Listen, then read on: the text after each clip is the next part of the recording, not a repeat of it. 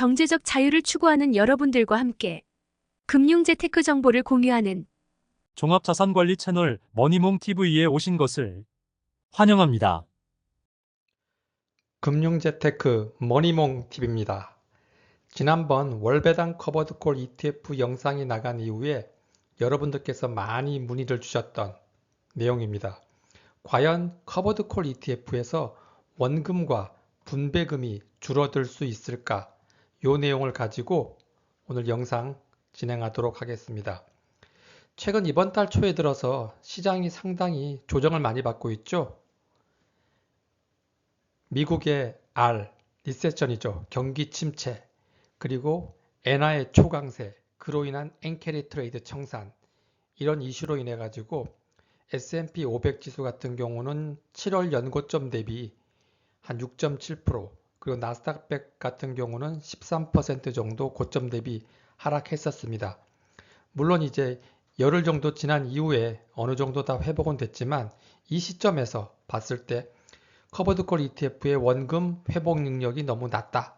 그리고 분배금이 지난달보다 좀 작은 것 같다.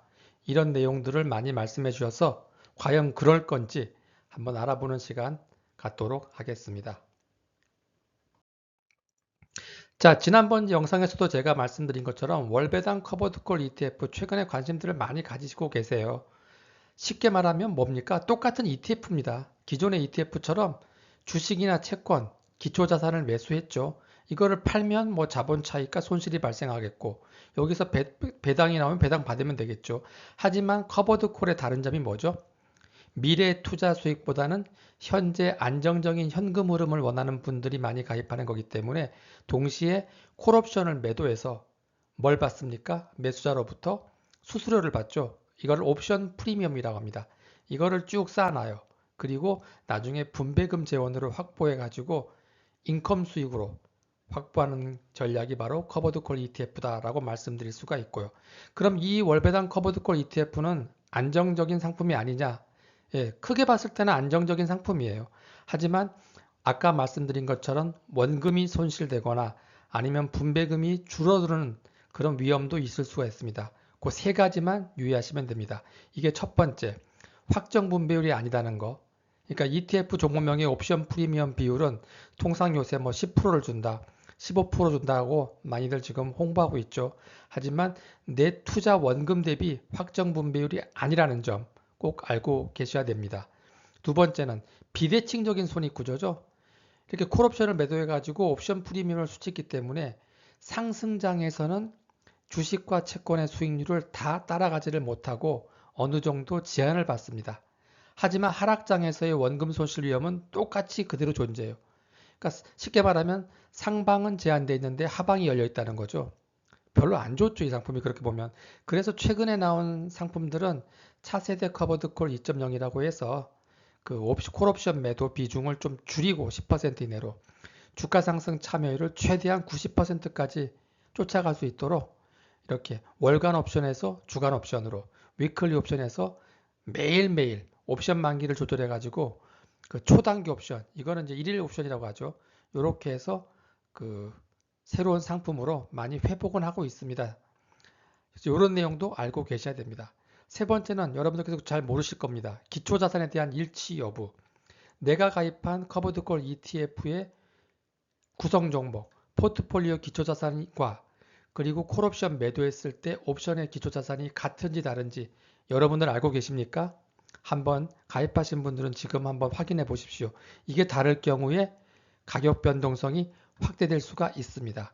이 세 가지 사항에 대해서 구체적으로 말씀드리겠습니다. 자, 매월 변동되는 분배율 유의사항입니다. 쉽게 말해서 투자 원금 대비 확정 분배율은 아니다. 그래서 최근에 많이 가입하신 상품이 뭐 예를 들어서 다우 지수의 10%, S&P 500의 옵션 프리미엄 10%, 또 뭐 AI 테크의 15%, 나스닥 100의 15%, 이런 상품들 많이 가입하고 계십니다. 요거는 자산운용사가 연간 이렇게 목표로 해가지고 분배율을 맞춰주겠다는 확정 분배율이 아닌 목표 분배율이다. 그러니까 내가 매월 시장 상황에 따라 금액이 변동될 수 있다는 것을 꼭 명심하셔야 됩니다. 그러니까 가장 쉽게 말하면 내가 원하는 원금 대비 10에서 15%를 받으려면 어떻게 됩니까? 연간 수익률이 이렇게 나와주는 기초자산이면 돼요. 가장 무난한 게 우리 S&P 500 같은 경우 1970년 이후로 연평균 수익률이 배당 포함해서 한 10.4% 일치하죠. 85년에 상장한 나스닥 100 지수 같은 경우는 그 배당 포함해서 통상 이렇게 보게 되면 한 14%, 2010년도 이후만 보게 되면 약 18%는 높습니다. 그러니까 15%가 달성이 되겠죠. 그래서 요 대표 지수를 많이 하게 되는 겁니다. 그러면 분배금을 언제 주는 겁니까? 상품마다 다르죠. 월 초에 주는 경우가 있고 15일 날 주는 경우가 있고 말일 날 주는 경우가 있습니다. 우리 배당락처럼 ETF도 분배금 지급 기준이 있어요. 이 지급 기준을 기준으로 평가를 합니다. 그래서 ETF의 순자산 가치 NAV죠. NAV를 평가합니다. 그러면 연간 요 정도 평균 수익률을 내고 시장이 소폭 상승하거나 박스권 횡보장에 들어가게 되면 대부분 여기 맞춰서 분배금이 지급될 겁니다.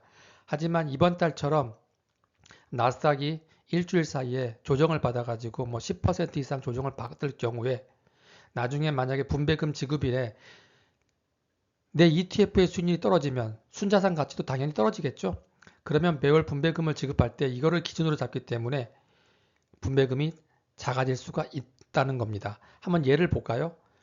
나는 1억을 투자해서 분배율 12%를 목표로 해서 가입했습니다. 그래서 연간 1200만 원 정도의 분배금을 받고 싶다. 한 달에 얼마죠? 100만 원이죠. 그러면 1억을 투자했을 때 투자한 시점부터 주가가 소폭 상승하거나 박스권에서 횡보하게 되면 통상 100만 원 수준의 분배금 가능합니다. 하지만 이번 달처럼 갑작스럽게 뭐 미국의 경기 침체, 뭐 일본의 엔화 강세에 의한 엔캐리 트레이드 청산 이런 이슈로 인해 가지고 시장이 뭐 10% 이상의 변동성, 조정장을 받게 되면 결국은 ETF 분배금 지급일 날 내 순자산 가치가 예를 들어서 5% 내외로 하락했다. 그렇게 되면 100만 원이 아니고 월 76만 원, 연간 1200만 원이 아니고 세전으로 920만 원으로 줄어들 수 있는 겁니다. 요 구조를 여러분들께서 정확히 알고 계시면 무난하실 거라고 판단이 됩니다. 아시겠죠?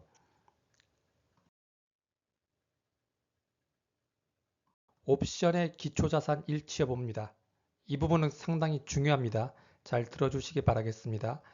여러분들이 가입하고 계시는 월배당 ETF가 추정하는 기초자산 알고 계십니까? 알고 계시죠? 뭐 30년 채권에 가입되고 있는지, 반도체에 투자되고 있는지, 아니면 AI 빅테크에 가입하고 있는지, S&P 500인지 알고 계십니다. 그 다음에 콜옵션 매도했을 때 옵션의 기초자산이 동일한지 아니면 다른지 동일할 수도 있고 다를 수도 있습니다. 한번 확인해 보시기 바라겠습니다. 예를 들을게요. 최근에 많은 분들이 가입하고 있는 타이거 미국 배당 7% 프리미엄 다우존스 커버드콜 ETF입니다. 이 상품은 이 ETF의 기초자산이 쉽게 말하면 슈드죠. 예. 10년 이상 배당금을 증액시키고 그 다음에 주가를 상승시킨 배당 성장주가 주로 포진되어 있습니다. 뭐 금융주라든가 에너지주, 그 다음에 제약, 헬스케어주, 필수 소비재, 결국 다우지수랑 거의 비슷하게 움직이고 있습니다. 하지만 우리가 안정적인 인컴 수익을 주기 위해서 옵션 프리미엄, 콜옵션 매도했을 때 옵션의 기초자산은 이 다우지수가 아니고 S&P 500 지수라는 거 알고 계십니까? 왜 이렇게 지수가 다르죠? 그 이유는 그 시장 거래량 때문입니다. 네, 시장 안에서 그 안정적으로 우리가 분배금을 재원으로 마련하기 위해서는 거래가 잘 돼야 됩니다. 거래가 원활하게 될 수 있는 지수는 S&P 500 지수와 나스닥 100 지수밖에 없어요. 그래서 이 지수를 많이들 선택하고 있는 겁니다. 그러면 이게 나한테 유리한지 불리한지를 이제 판단해야 되는데 상황에 따라 다릅니다. 올해 한번 볼까요? 2024년 상반기를 보게 되면 S&P 500 지수가 상승했습니까? 다우 지수가 더 많이 상승했습니까? 얼마 전에 7월 달에 S&P 500 지수가 연고점 5,600까지 올라갔죠. 다우 지수보다 훨씬 지수 상승률이 높습니다.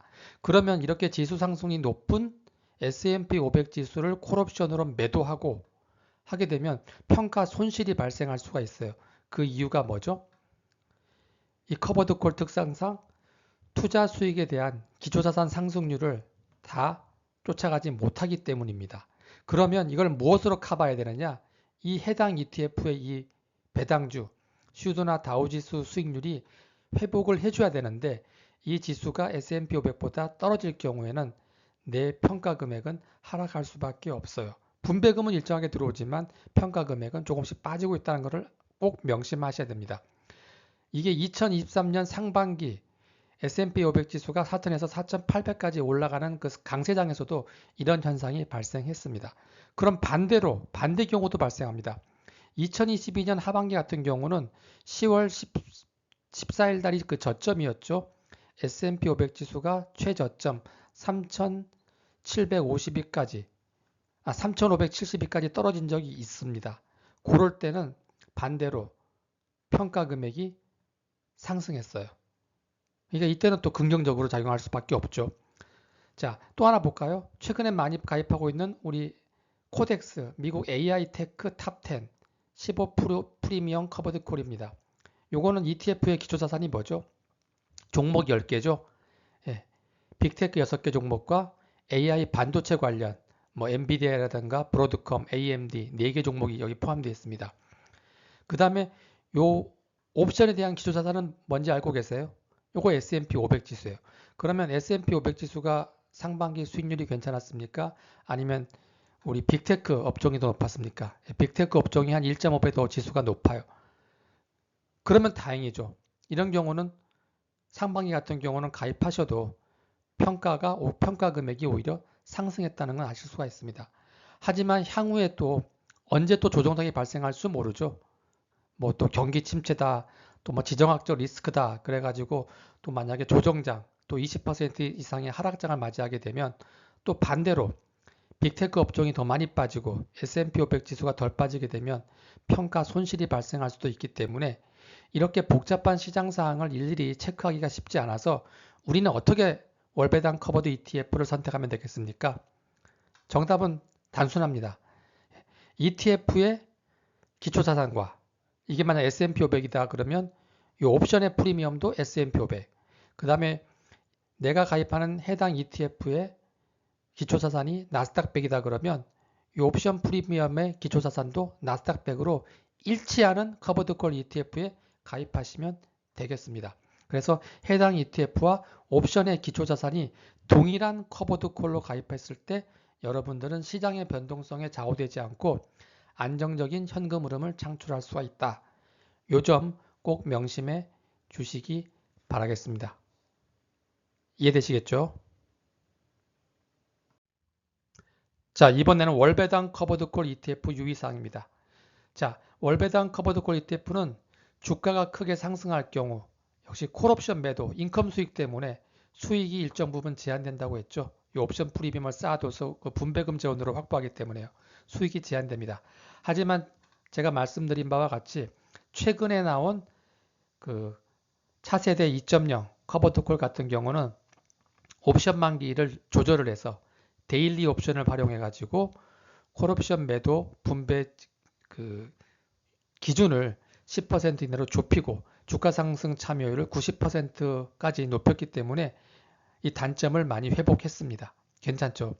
그러면 지금 시점에서 우리가 안정적으로 10% 이상의 월 현금 흐름, 분배금을 받으면서 원금 손실 없이 꾸준히 장기 투자하려면 두 가지 사항이 필요해요. 첫 번째는 운용 수수료. 수수료가 적은 쪽으로 들어가셔야 됩니다.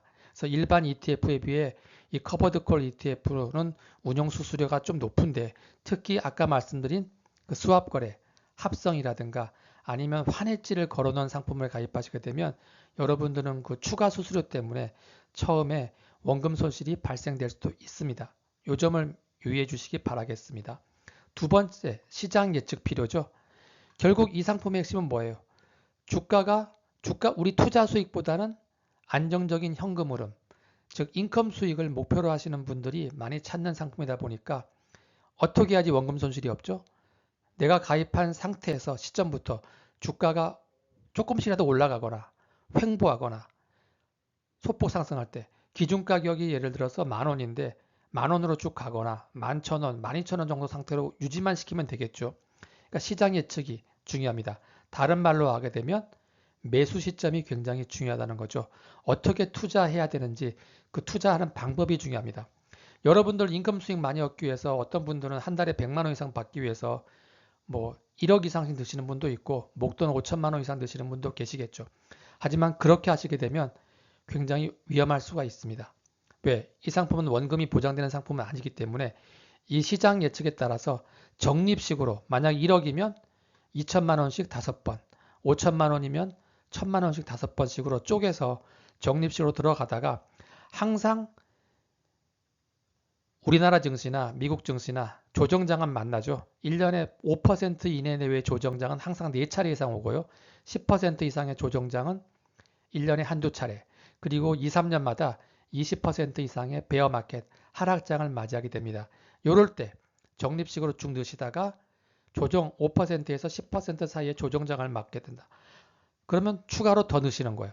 그러다가 리세션, 경기 침체로 인해 가지고 갑자기 뭐 시장이 뭐 10%에서 20% 사이로 하락장을 맞이하게 되면 그때 가지고 있던 현금, 목돈을 여기다 이제 쏟아붓는 거죠.